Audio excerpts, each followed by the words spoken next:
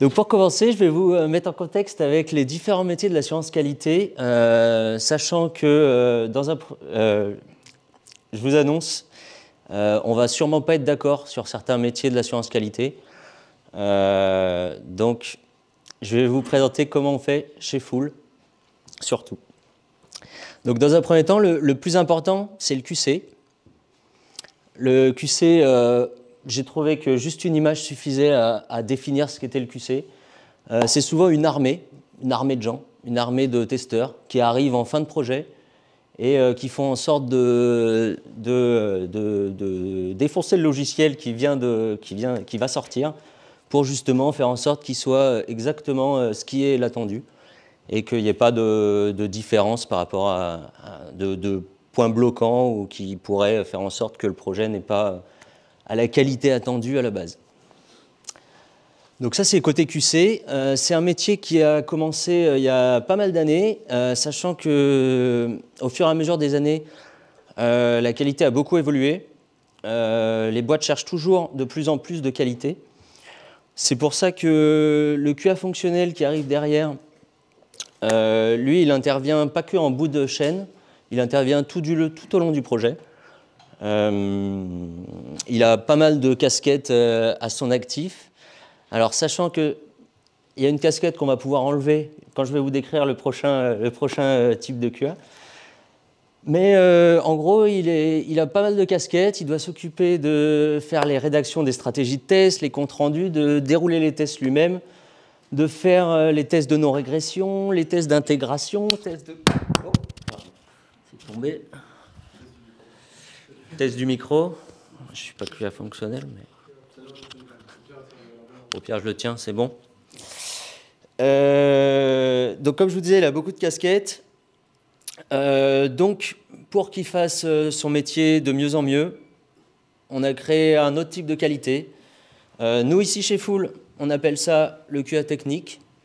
Il y a plusieurs appellations. Certains appellent ça le QE, dernièrement, QA Quality Engineer. Il y a d'autres appellations. Il y a d'autres types de QA aussi, mais en tout cas, chez Full, c'est comme ça qu'on fonctionne. On a des QA fonctionnels et des QA techniques. Donc le boulot des QA techniques, c'est surtout d'automatiser tout ce qui va être la non-régression, ce qui prend le plus de temps, ou en tout cas une grande partie du temps des testeurs fonctionnels. Donc justement pour faire gagner du temps au QA. Sa deuxième mission, c'est d'assurer, grâce à tous les tests qu'il met en place, que les plateformes soient disponibles tout au long du développement. Et son troisième boulot, troisième casquette, c'est de communiquer sur tout ce qui est en cours, toutes les situations ou les problèmes qui sont sur la production, pour justement que toute la production ait un état des lieux clair et qu'on sache à n'importe quel moment où on en est et qu'est-ce qui ne marche pas sur nos plateformes. Donc, maintenant, on va voir comment le QA technique a fait évoluer justement le boulot du QA fonctionnel. Parce qu'on a vu que le QA technique mettait en place les tests auto de non-régression. Du coup, le QA fonctionnel peut se focaliser sur ses autres tâches. Donc, ces autres tâches, ça peut être de l'aide aux développeurs ou des tests de fonctionnalité en cours. Et du coup, les tests automatisés permettent de laisser beaucoup de temps au QA pour faire d'autres tâches qui sont plus intéressantes. Enfin, pas intéressantes, mais plus, comment dire,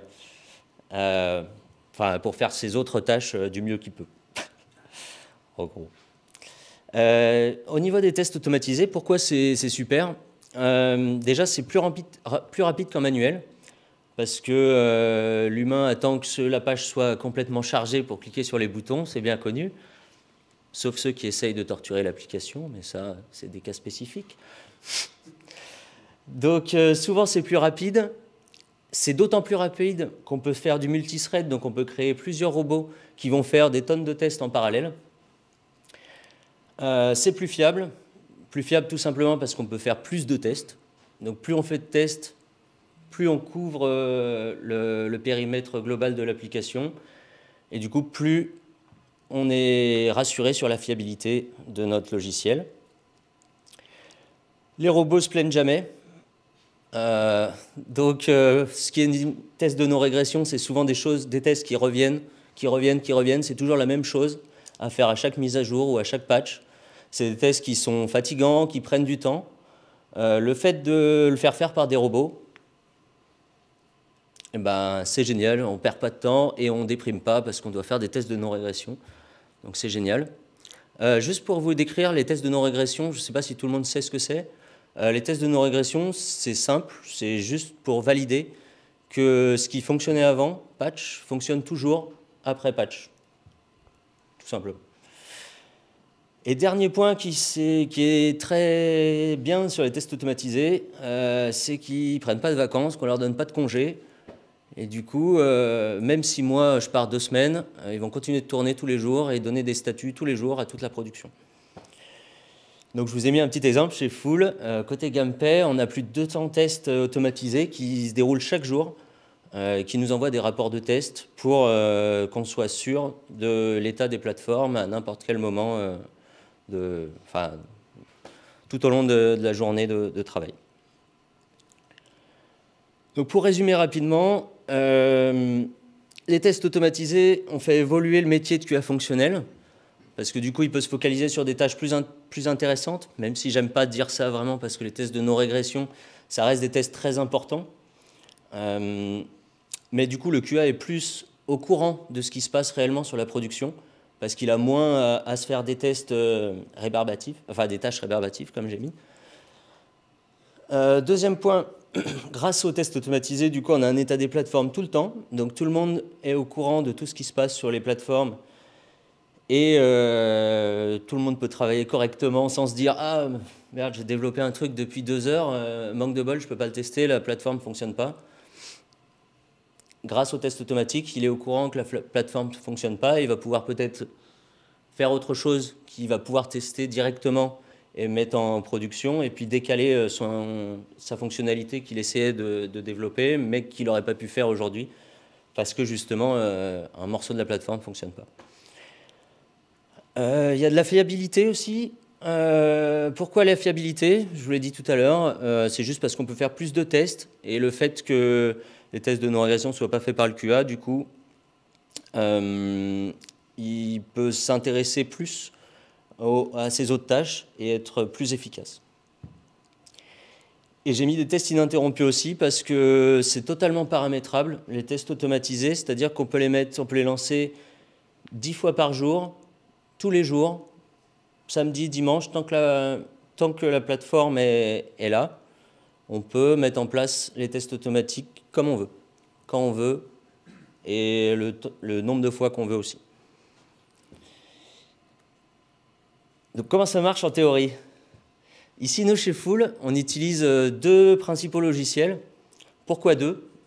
Tout simplement parce que on a sur notre logiciel une base un peu plus historique et une base assez nouvelle. Moi, personnellement, j'aimerais bien utiliser que Cypress parce que c'est plus efficace, enfin, c'est plus rapide et plus simple à prendre en main. Mais pour tout ce qui est, changement d'onglet ou gestion des frames, ça doit parler à certains, Concept.js les gère beaucoup mieux. Donc tout ce qui est historique et qui demande des changements d'onglet, on utilise Concept.js pour le faire. Et autre chose, la différence entre ces deux-là, c'est aussi que Cypress, c'est super simple à mettre en place. Je vous le conseille d'essayer. C'est vraiment un outil de test automatique qui peut être utilisé pour les tests end-to-end, tests bout en bout, donc nous, côté QA, mais aussi côté développeur, où vous pouvez mettre en place des tests unitaires avec Cypress. Et c'est vachement simple à utiliser et ça marche bien et je vous conseille de l'utiliser. Pour continuer, comment ça marche? Donc concrètement, on va juste récupérer les scénarios de test du testeur fonctionnel qu'on va traduire en langage de programmation pour que Concept ou Cypress comprennent ce qu'on lui demande. Et grâce à ça, ça va établir des scénarios. On va regrouper ces différents scénarios de test en actions. Des actions, nous ici on utilise GitHub pour lancer les actions, donc c'est pour ça que je vous parle d'actions. Les actions, c'est simple, c'est juste un ensemble de scénarios de tests. Ensuite, troisième point, au niveau des actions, une fois qu'on les a créées et qu'on les lance, du coup, les logiciels de test vont nous faire un retour en rapport de test avec des points à vérifier où tous les tests automatisés sont tombés KO.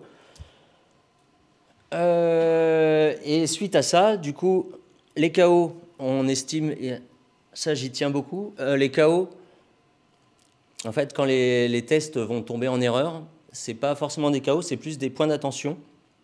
Et derrière la quatrième étape, pour le testeur automatisé, ou testeur automatique, c'est d'aller vérifier tous ces points d'attention qui ont été remontés par justement les différentes actions engrangées et de valider si c'est des vraies erreurs ou pas, et en fonction de prévenir toute la production de l'état global de la plateforme. Et en plus, j'ai rajouté optimisation des scénarios, parce que bien sûr, on est dans une optique d'amélioration continue. Donc, si on voit qu'on a des scénarios qui tombent en erreur, alors que c'est une fausse erreur, on va essayer de faire en sorte d'optimiser pour que la prochaine fois, ce scénario ne tombe plus en erreur, justement. Donc maintenant, pratique.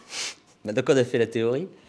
Côté pratique, c'est super facile. Vous allez voir, j'ai pris un scénario pour vous montrer assez simple, même le plus simple que j'ai trouvé, pour justement que ce soit efficace et que vous compreniez tous en gros de quoi il s'agit. Donc c'est simple, c'est juste un test qui va se connecter, qui va aller sur la page production, accéder au dossier et vérifier des données qui sont présentes dans le dossier. Donc pour ça, toutes ces lignes, c'est juste une traduction des tests utilisateurs qui ont été réalisés par mon QA fonctionnel, que j'ai traduit en JavaScript avec le petit i devant qui dit concept, tout simplement. Et derrière, toutes ces étapes que lui il réalisait en fonctionnel de nos régressions, moi j'ai juste traduit pour que ce soit un robot qui le fasse à ma place. Et du coup, quand je le lance en local, ça me dit tout ce qui se passe, toutes les étapes que j'ai effacées, que j'ai mis dans ce test. Elle retourne ici, donc il fait bien tout ce que je lui demande. Et derrière, à la fin, s'il voit que c'est la bonne donnée qui est attendue, il va nous afficher un petit OK avec le temps du test. Donc c'est assez simple. Il n'y a pas grand-chose de fou dessus. Donc si vous êtes... Enfin, je continue. Si vous avez des questions, ce sera tout à l'heure. Suite au test qui se déroule, on reçoit des rapports de test. Nous, on a décidé... C'est très paramétrable. En fait, aussi bien Cypress que Concept sont vachement paramétrables. Donc nous, on a décidé de faire des rapports de test qui arrivent sur Slack. C'est notre appli de chat interne à Full.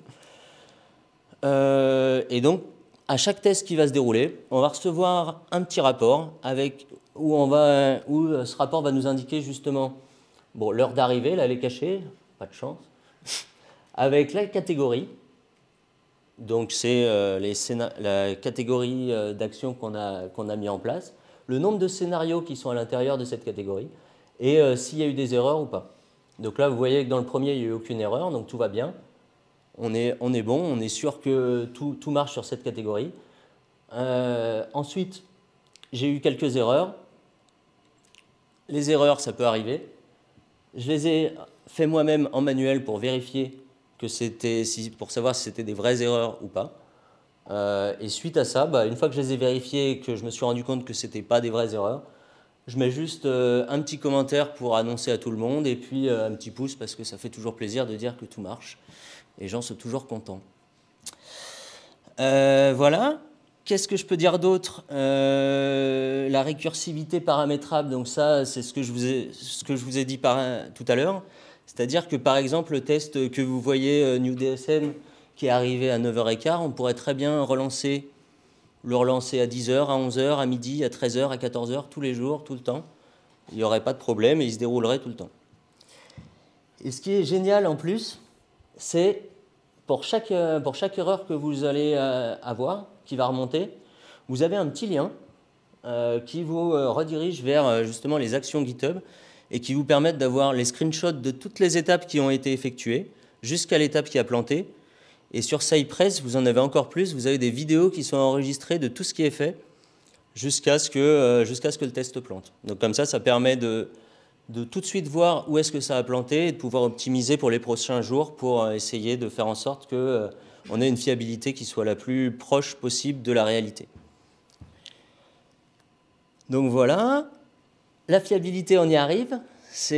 Alors là, c'est les types d'erreurs qui peuvent arriver dans le rapport ici.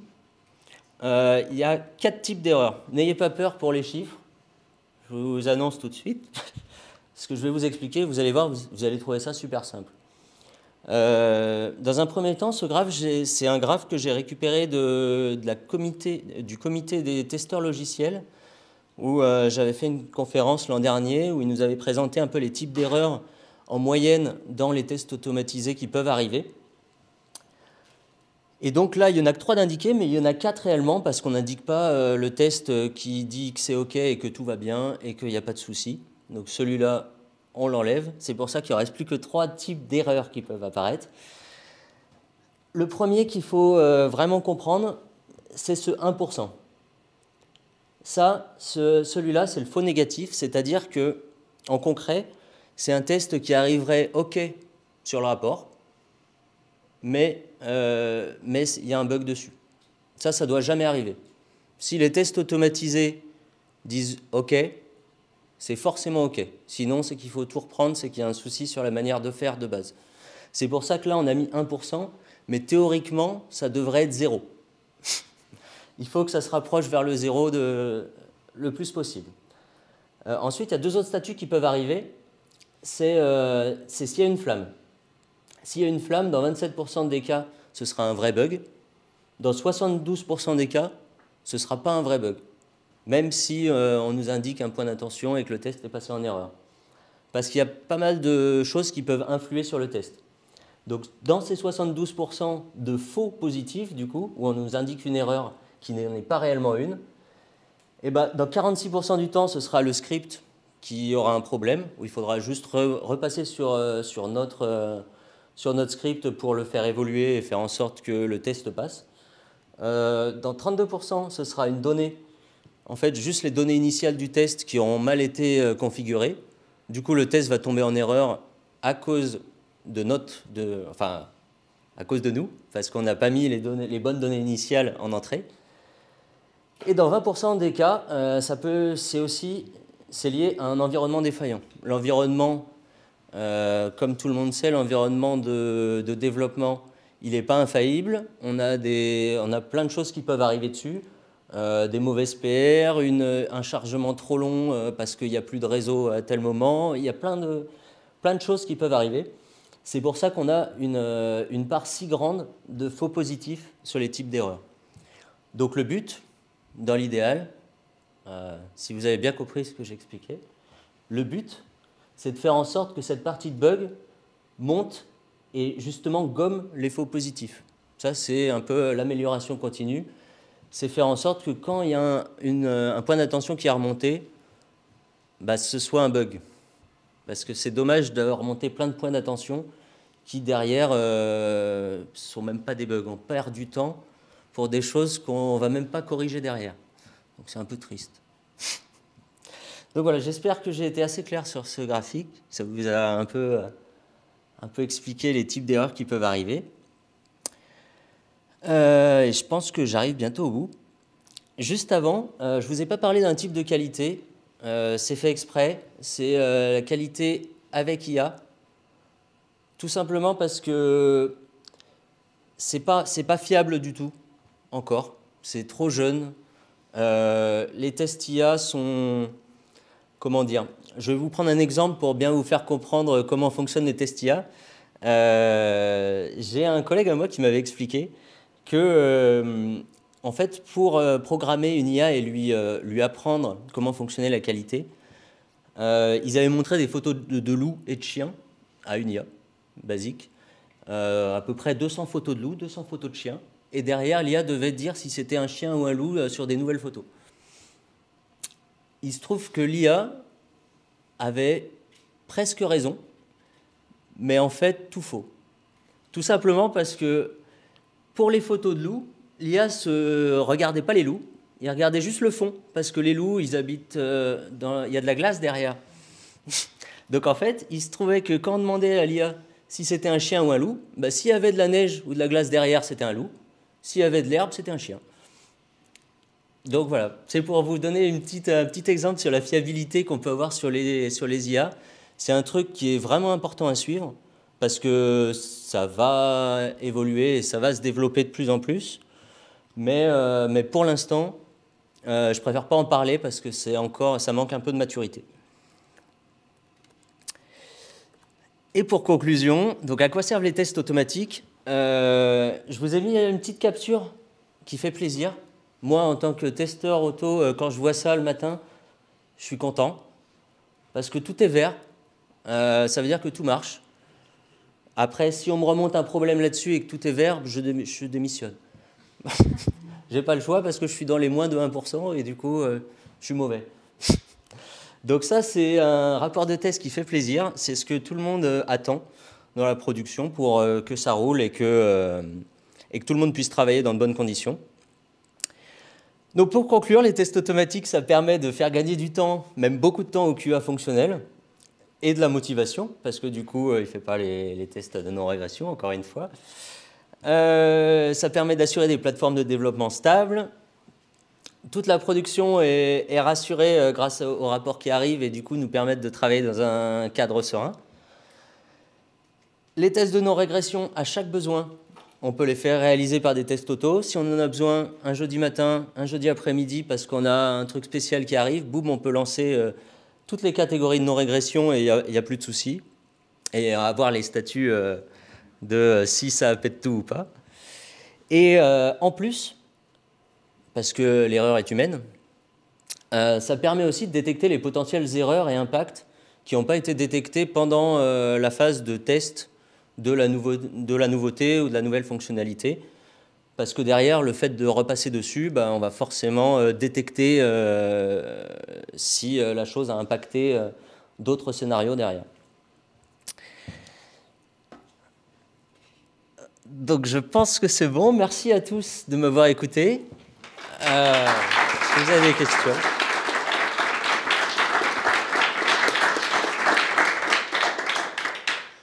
On va passer aux questions. J'en ai beaucoup, mais je veux voir si l'assemblée en a. Il y en a, ouais, il y en a déjà plein. Ok, c'est parti. Ouais, j'ai une question sur les environnements et la façon dont vous le setupez. Donc là, apparemment, il y a plus de 50% des erreurs qui viennent de l'environnement, d'après ce que je comprends. Il y a 20% à peu près. 20% d'environnement et en plus les données. Donc je pense que je le mets un peu dans le même univers. Comment vous faites pour minimiser ça le plus possible? Parce que là, je suppose que ça passe à chaque dev qui est fait automatiquement, ou alors c'est un timer. Est-ce que vous avez une pré-prod, quelque chose, un environnement qui devrait être stable ou un truc comme ça? Nous, on le fait tous les jours. Moi, mes tests automatisés, ils sont réalisés toute la matinée, tous les jours. Après, c'est de l'amélioration continue. C'est-à-dire que je suis arrivé, j'avais énormément de faux positifs partout, en fait. Il y avait des flammes toute la journée.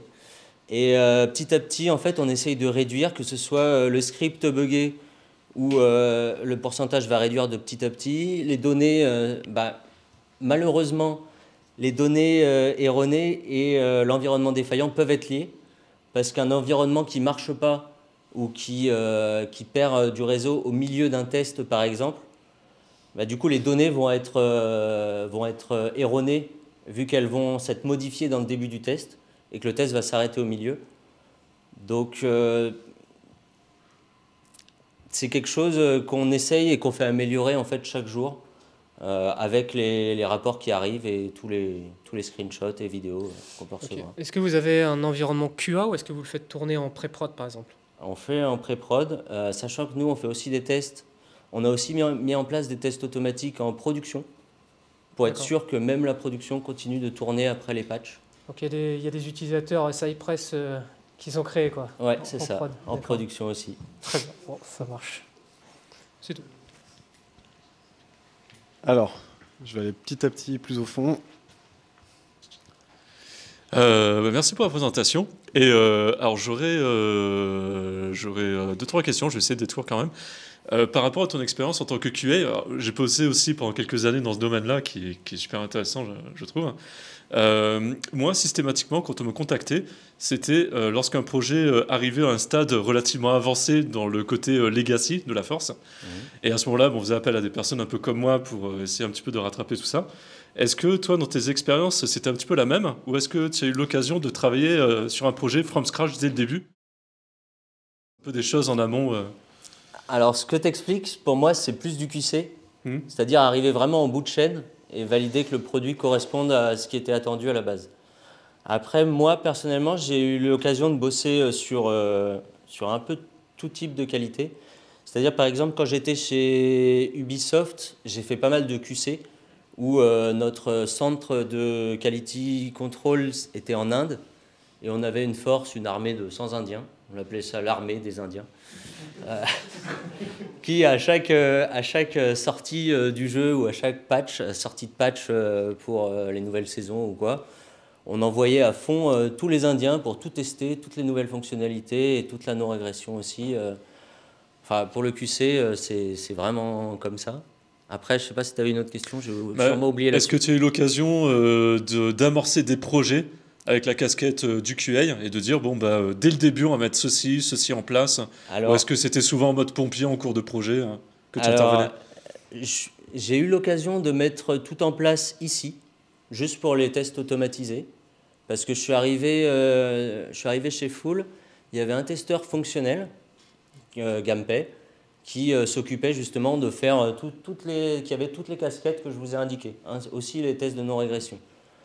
Donc moi je suis arrivé ici, j'ai tout mis en place les tests automatisés pour justement lui faire gagner du temps et maintenant il s'ennuie. Non, c'est pas vrai. non, mais du coup il a beaucoup plus de temps et c'est quelque chose qui se met en place assez simplement. Après, comme je vous ai montré tout à l'heure, on utilise 2 logiciels différents. Sachant que CodeCept.js est vraiment basé sur Selenium et du coup c'est très compliqué à mettre en place pour quelqu'un qui n'y connaît rien, on va dire. Alors que Cypress, même sans rien comprendre, en fait c'est comme tu disais dans la présentation avant, en fait la doc est tellement bien faite de Cypress, est tellement bien entretenue et il y a tellement de mises à jour qu'on n'est jamais perdu en fait avec Cypress. C'est super simple à mettre en place. Et il n'y aura jamais de problème à mettre ça n'importe où. Voilà. Et du coup, pour formuler, ça sera ma dernière question. Ouais. Si tu devais du coup amorcer un tout nouveau projet en tant que testeur, qu'est-ce que tu mettrais en place en priorité par rapport à quels critères Alors, tout dépend de la taille de la boîte. C'est-à-dire que si, par exemple, on a un seul développeur, on n'a aucun intérêt à mettre en place des tests de non-régression, des tests automatisés même. Tout simplement parce qu'un développeur, il fait ses tests lui-même, généralement. Normalement. Oui. Il est tout seul, si ça ne marche pas, c'est sa faute. Alors que quand ils sont 2-3, on a souvent des problèmes qui arrivent au moment où ils fusionnent leur code ensemble. Et c'est là où vraiment on a besoin d'intégrer des QA fonctionnels dès que l'équipe grossit. Et quand l'équipe commence vraiment à être assez gros et que beaucoup de personnes bossent ensemble, c'est à ce moment-là, pour moi, qu'on a besoin d'intégrer des QA de tests automatiques, justement parce que la charge de travail devient trop grosse pour les QA fonctionnels. Et pour qu'ils fassent leur boulot dans de meilleures conditions, il faut justement leur libérer du temps pour qu'ils puissent être en aide avec les développeurs ou sur les nouvelles fonctionnalités ou sur même leur stratégie ou leur suivi de bugs qu'ils n'ont pas forcément le temps de faire s'ils ont toute la non-régression à faire constamment. Du coup, si je reformule, une intégration des tests un peu au fil de l'eau sur les avancées du projet et pas forcément des grosses règles drastiques dès le début au cas où... Alors, tu parles pour les tests automatisés ? Oui. Pour les tests automatisés, je suis plus ou moins d'accord parce que sur un projet, sur un nouveau projet, ça va changer souvent. Et le fait de mettre des tests automatisés, c'est justement pour qu'ils restent en place et qu'ils tournent quand on a besoin. Donc sur les nouveaux projets, c'est assez compliqué à mettre en place parce qu'on va devoir y retourner tout le temps. Et le but des tests automatiques, justement, c'est de les laisser faire et de voir ce qui nous remonte. Donc si tous les jours, on est obligé de les faire évoluer pour qu'ils se collent aux nouvelles fonctionnalités qu'on vient de rajouter la veille, du coup, on se mord un peu la queue. Ça ne sert pas à grand-chose de mettre en place des tests automatisés à ce niveau-là. Ok. Voilà. Merci.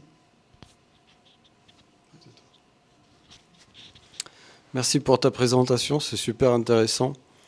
D'abord, moi, je voulais dire bravo parce que tu mets un thumbs up, un pouce quand ça marche.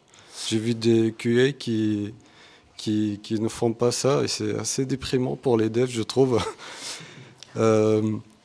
Sinon, ma question, c'était est-ce que ça épargne aux devs de faire des tests d'intégration quand même? Et deuxième question, est-ce que ça inclut des tests de montée en charge? Voilà. Alors, pour ta première question, les devs, dans tous les cas, quand ils développent quelque chose, ils doivent le tester. Ils font des tests unitaires, normalement. Après, on revient un peu au même point sur le fait que s'il est tout seul, il va faire ses tests. Quand l'équipe commence à grandir, il va faire un peu ses tests sur sa partie, mais il va avoir besoin d'aide pour justement tester tout ce qui peut être lié à ce qu'il vient de développer, qui n'est pas de son fait en soi. Et ta deuxième question, rappelle-moi rapidement. Est-ce que ça inclut des tests de montée en charge, ces tests-là? Alors,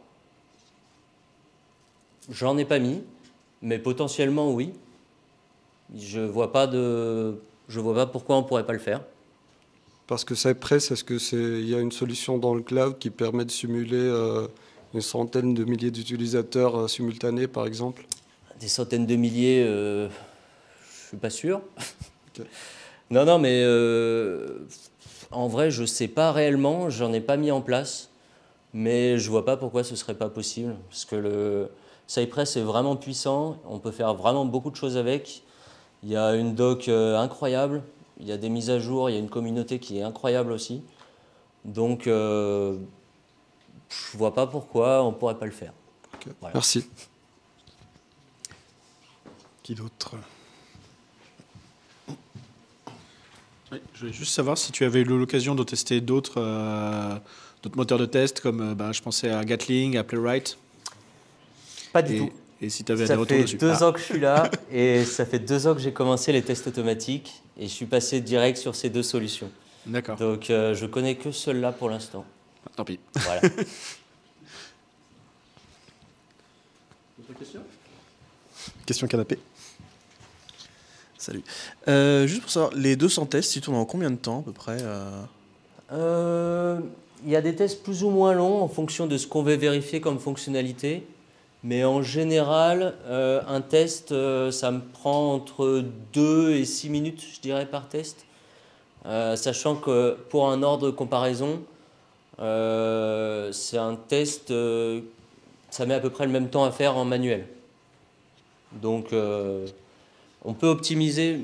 Par exemple, quand j'ai commencé à mettre mes tests en place, j'avais 10 minutes par test.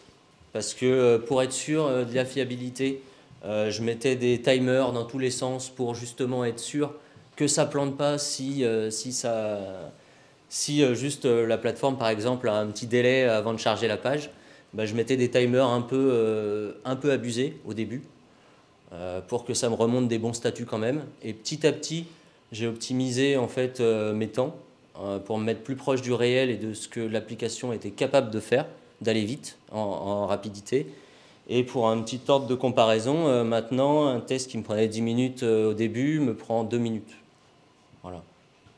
En gros, on peut vraiment augmenter le temps d'une bonne partie, quoi. Voilà. Ça va vite. C'est cool. Question suivante. Ouais. Pareil, merci pour la présentation. J'ai ma question concerne ce graphique. Là, il s'agit que des erreurs quand c'est rouge. Alors oui, sauf le 1% qui ne doit jamais arriver. Ça, c'est vert et c'est une erreur, donc c'est pas bon. Mais après, le graphique, c'est que les erreurs. Ouais. Ah, ok, parce que je me disais que quand tous les tests passent, il y a 72% qui sont faux alors qu'ils sont positifs. Non, en fait, regarde, tu vas comprendre tout de suite. Ici, ça c'est vrai positif.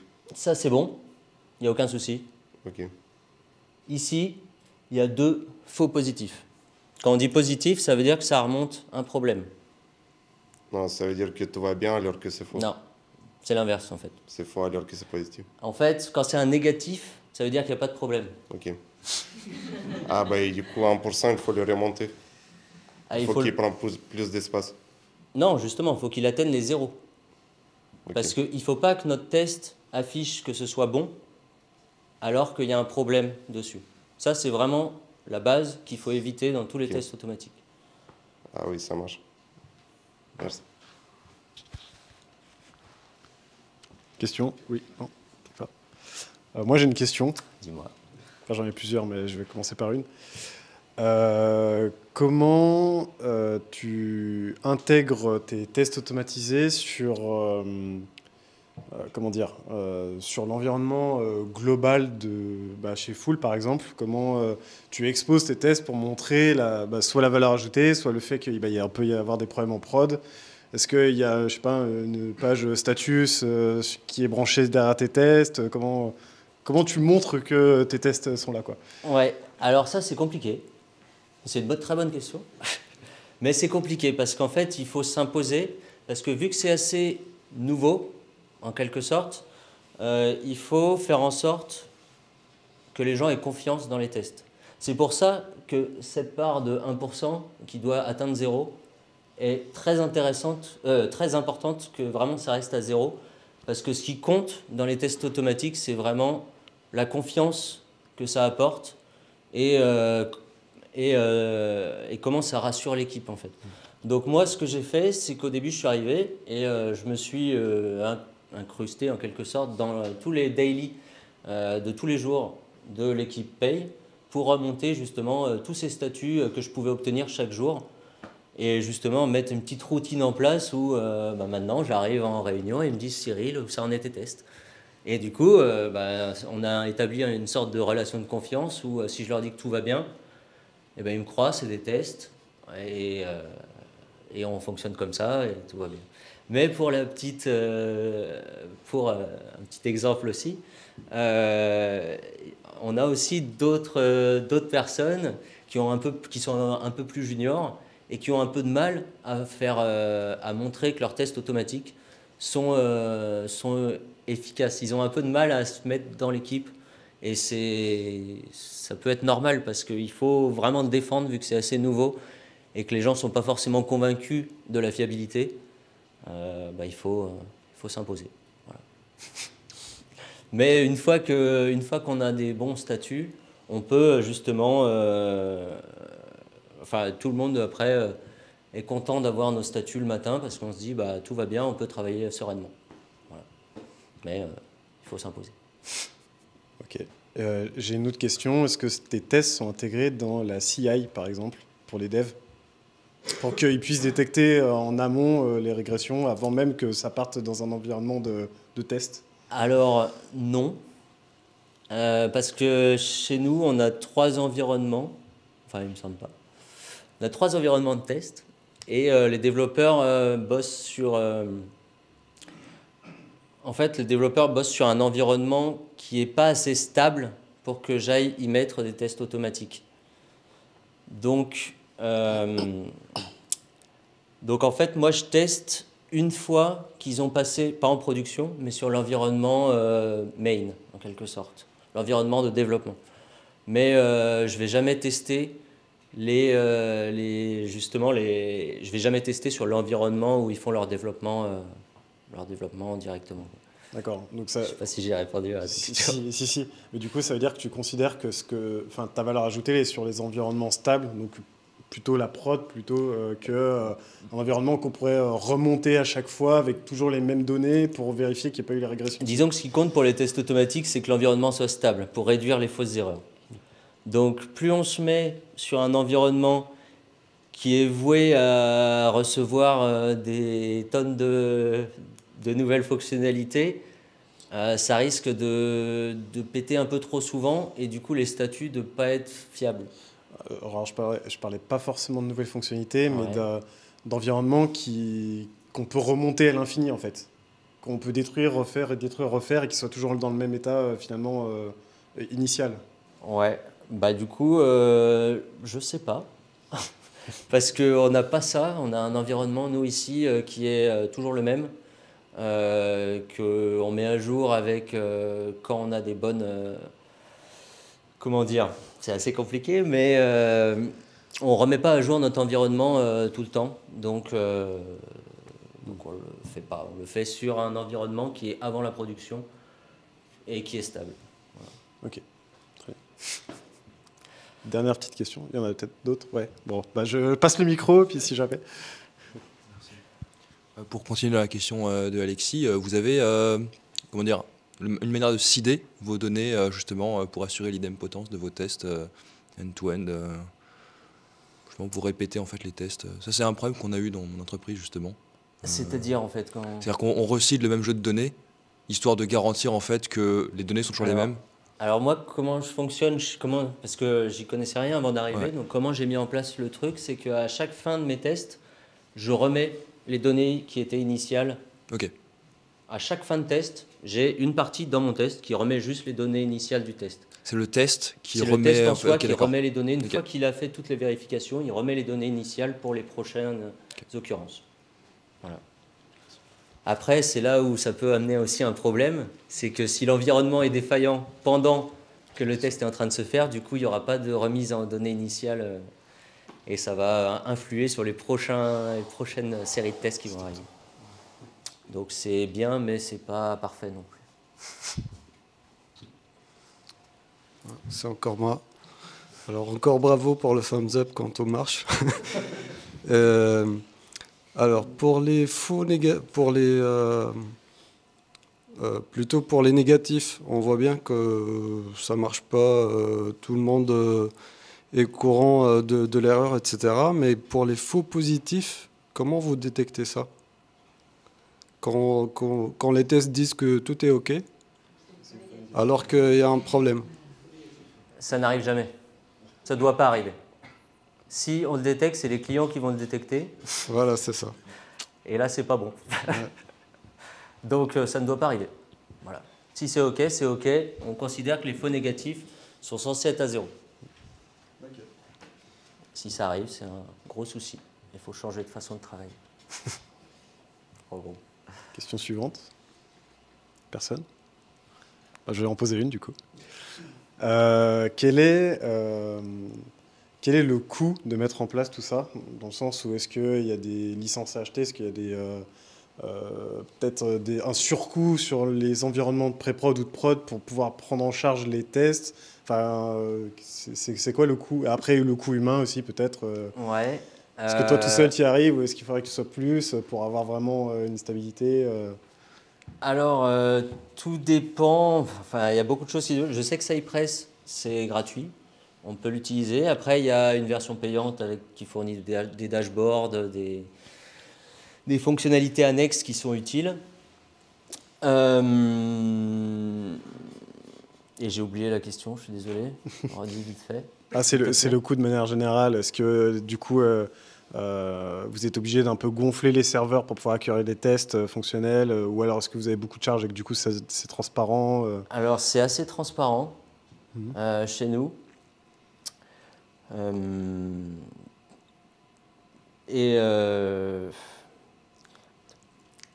Après c'est peut-être pas ton... Non mais après c'est peut-être pas ton problème entre ouais, guillemets. Non, je connais pas réellement. Après, moi, ce que je peux te dire, c'est que ça fait 2 ans que je suis là et que j'ai mis à peu près... Enfin, ça fait 2 ans, ça fait 1 an et demi, bientôt 2 ans. Et j'ai mis à peu près 1 an pour mettre en place ma solution et mettre mes 200 tests en route qui tournent chaque jour. Okay. Voilà. Et là, ça fait 6 mois maintenant que, en gros, je les analyse et j'essaye d'optimiser pour faire en sorte qu'ils aillent plus vite, que je puisse en faire plus et que je puisse fiabiliser encore plus tout le temps. Ok, et ça a permis de réduire le coût de maintenance, de debug des applications. Ouais. Tu arrives à le mesurer ça ou pas? Alors, en le mesurer réellement, je ne sais pas. Bon, au moins le ressentir. Mais le ressenti, en tout cas, il y a beaucoup moins de problèmes parce que les développeurs ont peur que je détecte ce qu'ils font mal. Ah, ça m'amène une autre question, ça, du coup. À quel point tu fais confiance aux tests que rédigent les développeurs? Parce qu'ils peuvent aussi pondre des tests fonctionnels, peut-être. En tout cas, unitaires, mais du coup, est-ce que tu accordes une moindre importance à ces tests ou... Alors, je ne les regarde pas, Ouais. tout simplement. Ok. C'est-à-dire que moi, ils me disent la fonctionnalité et je leur dis si ça marche ou pas. Après, leurs tests, ils font ce qu'ils veulent de leur côté. Mais il faut que ce qui est attendu marche. Voilà. Ok. Ouais, il y a pas. Je veux dire, c'est pas conflictuel. Non, pas du tout. Ok. Non, non. Bon, très bien. Voilà. C'est ce que je voulais entendre. Ah, il y a d'autres questions du coup. Alors, je suis désolé, c'est pas une question, c'est simplement pour attiser un peu ta curiosité si tu ne connais pas. Est-ce que tu as déjà eu l'occasion de mettre en place des tests automatiques par mutation? Est-ce que ça te parle ou pas, ça? Pas du tout. Ok. Bon, si tu continues là-dedans et tout, je te souhaite de continuer parce que le domaine est extrêmement chouette. Les tests de mutation, pour expliquer en 2-3 mots, ce sont des tests qui vont créer des mutants virtuels et qui vont modifier volontairement certaines parties du code. Il y a des mutants qui vont modifier des conditions dans des ifs, des mutants qui vont modifier des paramètres à l'entrée d'une fonction, etc. etc. Et alors le truc chouette en tant que testeur automatique, c'est que c'est extrêmement ludique et addictif, parce que c'est vraiment présenté en général sur la forme de jeu vidéo. Tu lances tes tests par mutation sur un terminal et on te dit bon, j'ai lancé 15 mutants sur ton code, ils ont modifié tel truc.